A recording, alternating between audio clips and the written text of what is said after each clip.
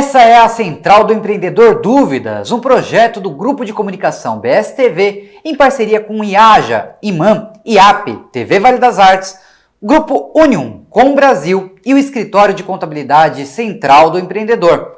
O programa de hoje é sobre práticas trabalhistas e o tema é Dúvidas Iniciais Trabalhistas.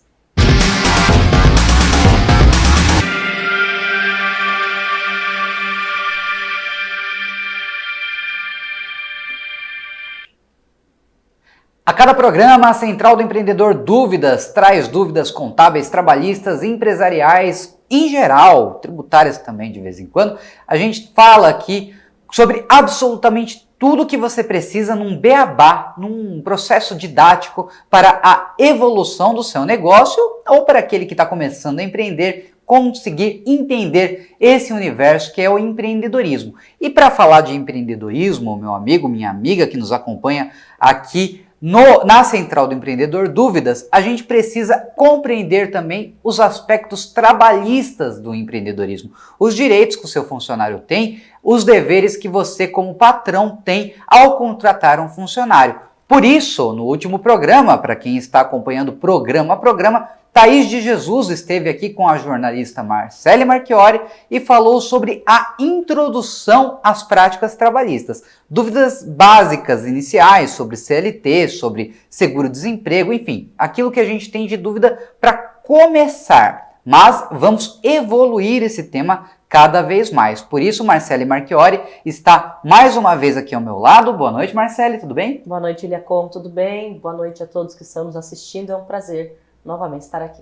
E vamos começar aqui a nossa galeria de perguntas para entender um pouquinho melhor esse universo. Mais adiante, a gente vai fazer programas específicos sobre cada uma das temáticas que estamos abordando aqui na Central do Empreendedor Dúvidas. Vamos começar, Marcele, por favor. Primeira pergunta é a seguinte: o que é acúmulo de função? Acúmulo de função é um termo que é designado para quando você tem um funcionário que exerce uma função fixa, mas além daquela função, ele exerce também uma função secundária que não estava arrolada no contrato de trabalho dele. Eu vou resumir. Você foi contratado para fazer uma função, mas está fazendo outra, que não tem nada a ver com aquela sua inicial. Vou dar um exemplo. Você, por exemplo, foi contratado como açougueiro. Certo? Sua função é de açougueiro, mas te colocaram para atender o caixa, por exemplo, dar troco, pegar o recebimento de emolumentos, enfim. Quando a função é acumulada, quando tem uma segunda função, além daquela, mesmo que seja dentro daquele período de tempo que foi feito o contrato de trabalho, você pode ter um acúmulo de função e um desvio de função, por assim ser. Se for um desvio de função não previsto em contrato, isso pode acarretar um prejuízo para o empregador. Por isso, é de suma importância você prestar atenção no contrato de trabalho para colocar certinho as funções que serão designadas para aquele trabalhador, para aquele colaborador que você contratou para a sua empresa. Identificada aí o acúmulo de função, quanto é que eu recebo a mais para fazer uma função dentro da empresa que não é minha? Se for identificado um acúmulo de função que seja permitido pelo contrato, ou seja, um acúmulo de função que esteja numa função próxima daquela que você já fazia, eu vou dar um exemplo. Você foi contratado como auxiliar administrativo, mas tem que fazer algumas resoluções básicas ali sobre o aspecto de TI, nada muito profissional, só, por exemplo, zipar um arquivo ou alguma coisa que não estava a princípio arrolada no seu contrato de trabalho. Se aquela função cumulativa existir, ela tem de estar prevista no contrato de trabalho. Caso essa função cumulativa tenha um valor de piso salarial, ou seja, o valor base do salário, o mínimo do mínimo que você pode receber para exercer aquela função, seja maior do que o salário que você tem inicialmente, você tem que pagar pelo maior valor, certo? Então o salário ele não acumula, ele vai ser pago pelo maior valor dentre as funções que estão sendo exercidas. Lembrando que o acúmulo de função não pode ser de função muito diferente. Você não pode, por exemplo, contratar alguém para ser açougueiro e a pessoa ficar responsável pela faxina do ambiente. Não é compatível, não são funções compatíveis, tá certo? Perfeito. É possível fazer um contrato retroativo? É possível fazer um contrato retroativo? Sim. É possível você... Na verdade, vamos por partes, né? Um contrato retroativo, ele está, na verdade, colocando uma data de onde começou ali o início do processo, tá? Não é possível você fazer um contrato legal retroativo, por exemplo, dentro do E-Social, que é um programa que é designado para fazer ali as práticas trabalhistas, né? Você colocar o registro do funcionário, você colocar as férias, você colocar absolutamente tudo que tem ali condizente com as funções do funcionário. Se você fizer um contrato retroativo, você estará sujeito a pagamento de multas por não ter feito a informação sobre aquele contrato na data correta, da maneira correta, tá certo? Então, você pode até fazer contrato retroativo, mas você vai ter uma penalidade dependendo do tipo de contrato e do tipo de informação que você não fez de maneira correta, na data correta. Um contrato retroativo, então, se daria, por exemplo, no caso de identificarmos aí um acúmulo de função. É para isso que ele serve? Não necessariamente. Se identificarmos um acúmulo de função é que esse contrato ele tem que ser alterado, pode ter uma mutação a partir da identificação. E daí você vai ter que entender qual foi o requisito, qual foi o que foi solicitado pela parte que se sentiu prejudicada, lesada nessa situação, uma situação muito específica. Sou obrigado a trabalhar aos sábados? Se o seu contrato prevê que sua carga horária está dentro do sábado, né? Se seu contrato inicial prevê que você tem que trabalhar aos sábados, sim, você é obrigado a trabalhar aos sábados. Vai entrar naquele quesito de pessoas, por exemplo, que têm cunho religioso, que não pode trabalhar em determinado dia da semana por conta de uma intenção religiosa, de uma crença religiosa. Nesse caso, você tem que averiguar já no início do pré-contrato quais são os dias que estará à disposição o seu colaborador para o exercício do laboro. Você também pode, eventualmente, fazer uma alteração de horário de carga de trabalho, do horário que esse funcionário trabalhará. Se eventualmente essa alteração for em comum acordo, o funcionário se verá obrigado a trabalhar sim aos sábados. Normalmente, sábado é um dia como qualquer outro. Como é que funciona, Ilia, com as cargas horárias? Como funcionam as cargas horárias semanais? E há algum caso, por exemplo, de eu ter que trabalhar no domingo? Olha, a carga horária semanal, ela é de acordo com a convenção das leis trabalhistas, a consolidação das leis trabalhistas, né? A CLT, a popular CLT, a gente já falou aqui na introdução sobre, Thaís já esteve aqui brilhantemente explanando sobre, que é a Lei 5.452 de 1943. 1º de maio de 1943, por isso que a gente comemora o Dia do Trabalho lá no dia 1º de maio, é em homenagem à CLT, existe um feriado pela CLT, para a CLT, em homenagem à CLT, tá? Você tem que trabalhar aos domingos se tiver previsto em contrato. Se eventualmente você trabalhar aos domingos e tiver previsto em contrato, saiba você que você tem direito a um domingo de folga, que será compensado num dia que seria sua folga habitual. Vou dar um exemplo. Eu trabalho de segunda a domingo com folga na terça-feira. Naquela semana que eu trabalhar no domingo, eu não trabalho, eu trabalho na terça para compensar o domingo. Eu inverto o dia de folga da semana, tá? Se a sua carga não é prevista em convenção coletiva, a carga básica da CLT, a Consolidação das Leis do Trabalho, é de 44 horas semanais. Se por acaso a sua convenção prever menos horas de jornada de trabalho, por exemplo, a convenção de saúde normalmente prevê 40 horas para profissionais relacionados área de saúde, normalmente, depende da região. Tem que verificar, averiguar a convenção coletiva da região que você, meu amigo, minha amiga da Central do Empreendedor, está nos assistindo. Se eventualmente a sua convenção for de professor, normalmente a convenção é de 22 horas semanais. Então não são as 40 horas que estamos habituados, 44 horas que estamos habituados na CLT. Vai depender da convenção. Se não tiver nenhuma previsão na convenção, a carga é de 44 horas semanais, podendo ser divididas em 5 dias de 8 horas e 48 minutos por dia, ou em 6 dias de 7 horas e 20, sendo um desses dias, inclusive, por que não, o domingo, desde que respeite a folga mensal que o trabalhador tem direito, ou as 2 folgas mensais que a trabalhadora tem direito por convenção. Vou me casar. Tenho direito à folga?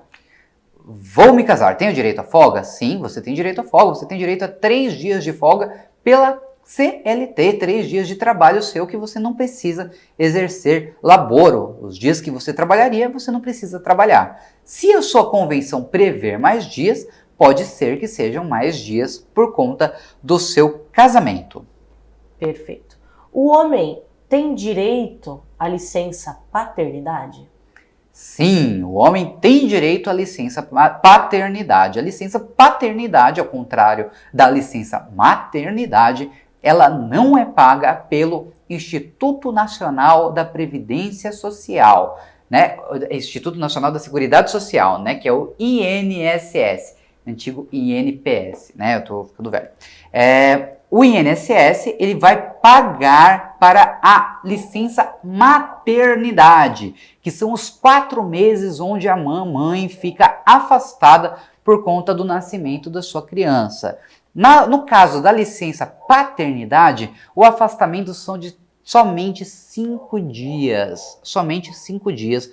Por hora, aqui no ano de 2024, estamos falando de 5 dias. Se você, meu amigo, minha amiga, estiver vendo esse programa daí do futuro, saiba que talvez estejamos falando de 20 dias, porque tem um projeto de lei hoje que está corrente, é o projeto 3938, que prevê um aumento para 15 dias, por enquanto é de 15 dias, pode ser que tenha uma variação para 20, para 10, depende, projetos eles podem ser alterados, tá? Mas por enquanto, 5 diazinhos para o papai se afastar, cuidar ali do começo do nascimento do seu filho, mas logo, lamentavelmente, não tem um tempo maior, ele retorna ao laboro. E esses 5 dias, lamentavelmente de novo, não são pagos pelo INSS, são pagos pela empresa. A empresa tem que ceder 5 dias do seu funcionário por conta desse evento.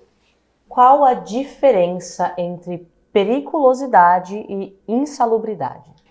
Periculosidade é quando você trabalha, exerce sua função, o seu laboro. Laboro é um termo em latim que significa trabalhar, certo? Mas é um termo também utilizado na língua portuguesa. Quando a gente fala de trabalho, de práticas trabalhistas, é de suma importância entender, saber qual é o significado dessa palavra. Laboro, laborar, exercer uma atividade laboral, é trabalhar, certo? Trabalho é exercer uma prática trabalhista, tá? Quando você tem a periculosidade, você está laborando, você está trabalhando em um lugar que oferece risco à sua vida de uma hora para outra, algo que não vai consumir a sua saúde, não vai danificar a sua saúde necessariamente, mas você está se expondo a um alto risco.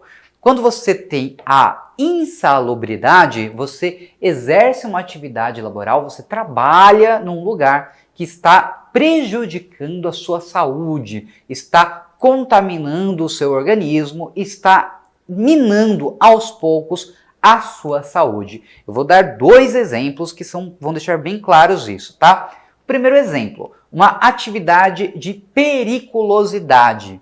Um segurança. Ele não vai ter, a função dele como segurança não faz com que ele tenha contaminação. A saúde dele não vai se modificar. E do jeito que ele entrar de manhã e sair à noite, ele vai estar com a saúde dele em dia, do mesmo jeito, tudo normal. Mas ele está se expondo num risco, porque a qualquer momento pode chegar um maluco e dar um tiro nele e ele morre. Então é uma atividade perigosa. Existe um perigo. Por isso, a necessidade do pagamento da periculosidade. A insalubridade, no entanto, não tem uma atividade de risco eminente. Não corre o risco do cara tomar um tiro e morrer. Mas a saúde dele está se defasando, está minando, ele está sendo contaminado de alguma maneira. Um exemplo muito simples é quem trabalha com radiologia, quem faz aquela leitura de raio-x. Já viu o cara, você entra na cabine e daí ele se coloca numa outra cabine, coloca uma touca, coloca uma máscara, coloca aquele negócio e ainda assim tem radiação vindo para o corpo dele?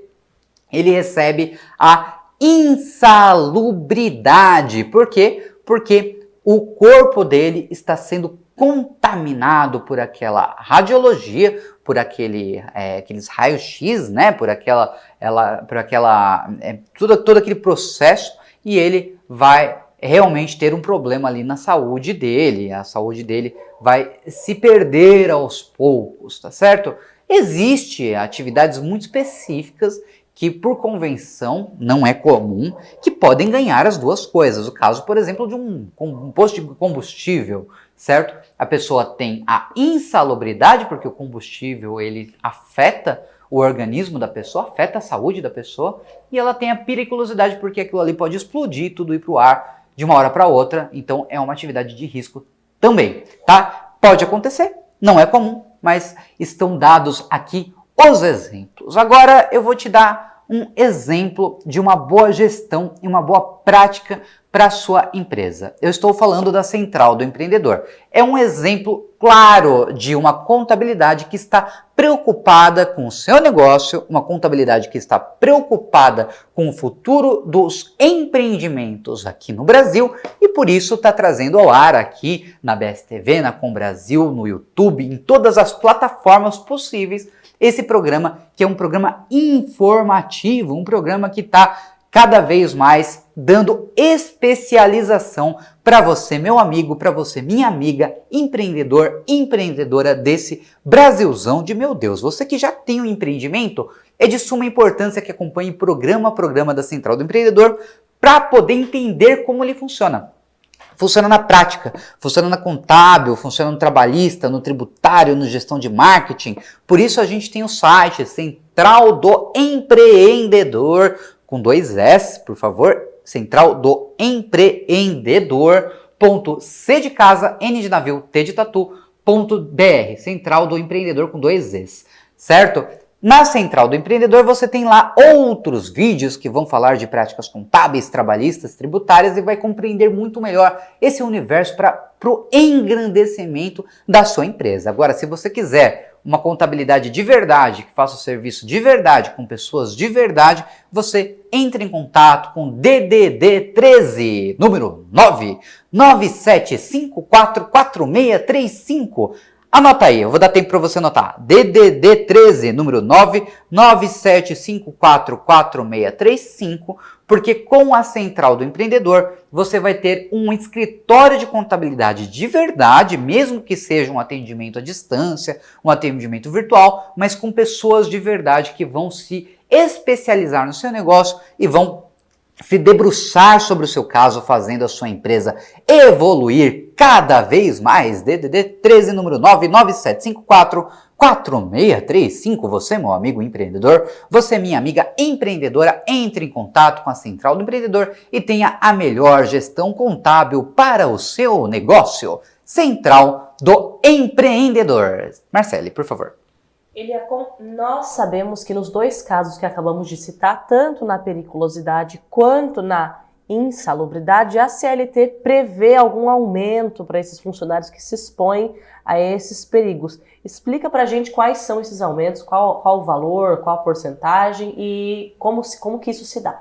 O percentual ele pode ser redefinido de acordo com o índice de periculosidade ou de insalubridade. O base é de 20%, no caso da periculosidade, sobre o salário daquele profissional. No caso da insalubridade, sobre o salário mínimo nacional. E daí vai variar. Se sua atividade oferece um risco maior, dei o exemplo da radiologia, eu acho que não tem um exemplo pior para dar no momento, que é a radiologia. Ele vai realmente consumir, minar a sua saúde de uma maneira gigantesca. E dali, por exemplo, são 80% de insalubridade prevista em convenção coletiva, pelo menos aqui no estado de São Paulo, dependendo da região pode ser mais ou menos, mas em geral é 80% da insalubridade, 80% que você ganha mais sobre o salário mínimo ali no seu salário para insalubridade. Na periculosidade, via de regra, são 20% sobre o seu salário base, sobre aquele salário de registro seu em carteira por conta da atividade de perigo. Por exemplo, se você é um recepcionista numa clínica médica, a sua insalubridade vai ser só de 20% sobre o salário mínimo. Existe um risco à sua saúde? Existe. Você vai atender um paciente, ele pode estar com alguma doença que vai te passar e que vai contaminar a sua saúde. Mas você não lida diretamente com atividades biológicas, atividades de riscos à sua saúde. Por exemplo, lidar com o sangue do paciente, lidar com um raio-x, você não vai lidar com aquilo. Então, a sua insalubridade existe, mas é menor. Vai depender ali dos tipos de insalubridade e periculosidade que se apresente ali nas convenções coletivas da sua categoria. Vamos falar agora sobre intervalo, horário de almoço, como vocês já conhecem. Eu trabalho numa empresa, Eliacom, que me dá 40 minutos de intervalo. Esse é o nosso exemplo. Está correto isso? Então vamos lá, a CLT prevê que o intervalo mínimo é de 60 minutos. 60 minutos é igual a 1 hora. Num primeiro momento a gente olha para o caso onde 40 minutos de intervalo está incorreto.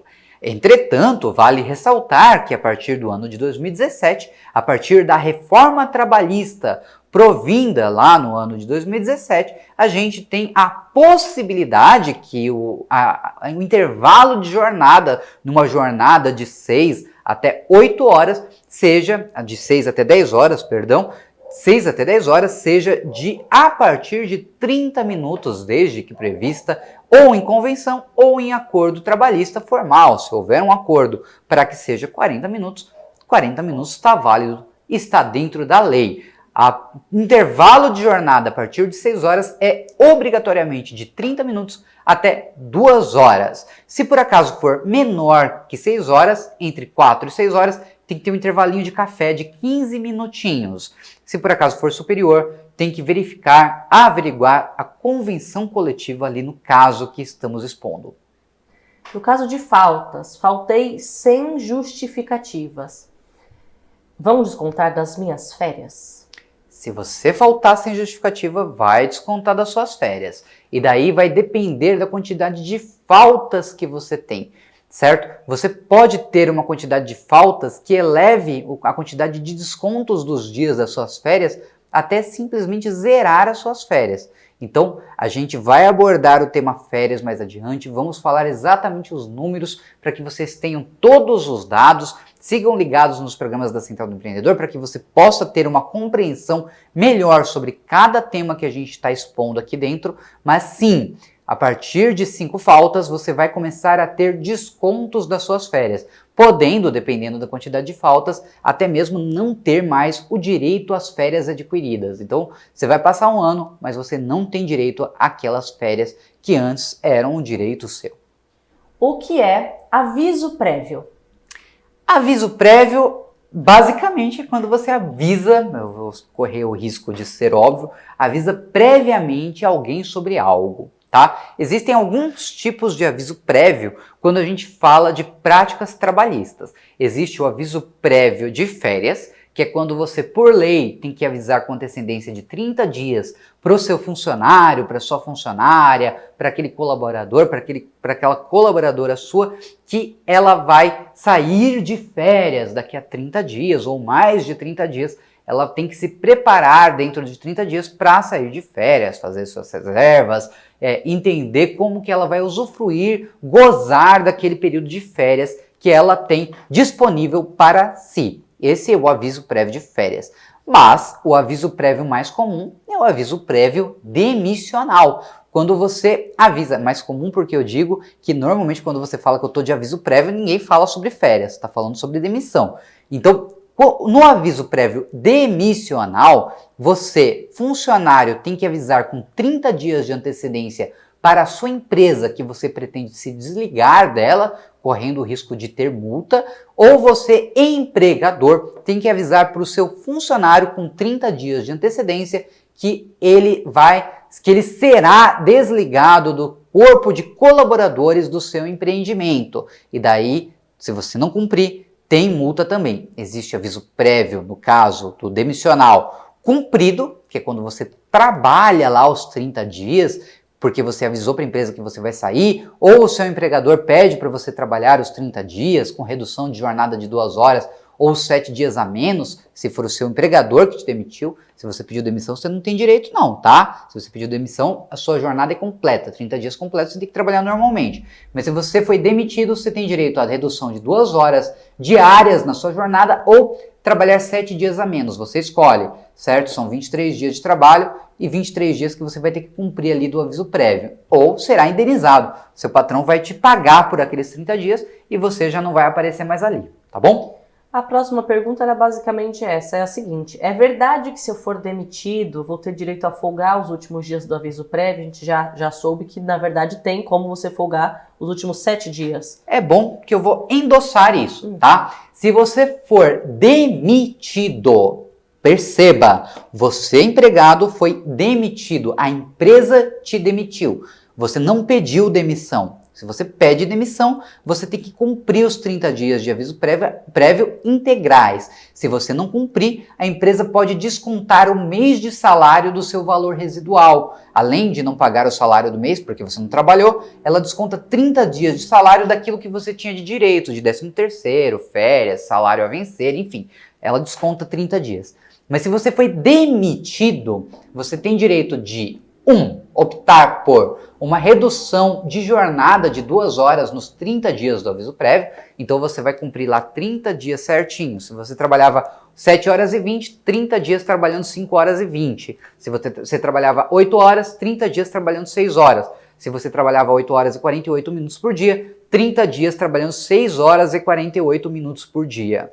Ou, essa é a opção, ou você poderá optar por sair 7 dias corridos antes. Ou seja, se o seu aviso prévio ia do dia 1 até o dia 30, você trabalha do dia 1 até o dia 23. A partir do dia 24, você estará de folga abonada, certo? Estará sendo pago por aqueles dias, mas não terá nenhum empecilho em sair mais cedo. Poderá optar por sair mais cedo da sua jornada e, eventualmente, trabalhar em outro lugar que você tenha achado do seu interesse. No caso de demissão por justa causa, há aviso prévio? No caso de demissão por justa causa, e daí a gente está colocando um terceiro cenário. Primeiro cenário, você pediu demissão, você não tem direito da redução de jornada. No segundo cenário, a empresa te demitiu. A empresa tem que te dar um aviso prévio de 30 dias. Você tem que reduzir essa jornada para 23 dias ou 2 horas a menos por dia. E o terceiro cenário, você foi demitido por justa causa. Você descumpriu um acordo da empresa, você burlou uma regra, ou pior, você cometeu algum ato ilícito, certo? E a empresa teve que te desligar automaticamente, imediatamente. Como tem um caráter de urgência naquela dispensa, você não tem direito a aviso prévio, porque não seria a entidade empresarial, o empregador, a empresa, uma instituição obrigada a ter no seu quadro de funcionários alguém que burle as regras, alguém que esteja atrapalhando o andamento do cotidiano daquela empresa, alguém que não esteja realmente respeitando a hierarquia e tudo que aquela empresa tem a oferecer para os seus clientes. Então, no caso de uma dispensa que tenha ocorrido por conta de justa causa, você não tem direito ao aviso prévio, tá certo? Essa foi a Central do Empreendedor Dúvidas. Marcele Marchiori, jornalista, está aqui conosco, sempre trazendo as principais dúvidas contábeis, trabalhistas, tributárias, para a gente poder realmente engrandecer. Se você quiser prestar mais atenção em outros programas, e eu recomendo que eu faça, porque se você não é empregador, você é empregado. É interessante você compreender os direitos e as regras. Você entra lá no site Central do Empreendedor, com 2s.cnt.br, Central do Empreendedor.cnt.br, está aqui embaixo no seu vídeo, e tem mais videoaulas falando sobre práticas contábeis, trabalhistas, tributárias e processos de gestão. Quem estiver acompanhando na ordem os programas sabe que a gente tem uma ordem ali de evolução para o seu negócio, até chegar nas perguntas mais difíceis, mais exatas, mais responsáveis por cada temática e ter ali um panorama completo de como ser um bom empresário. Continue ligado na Central do Empreendedor.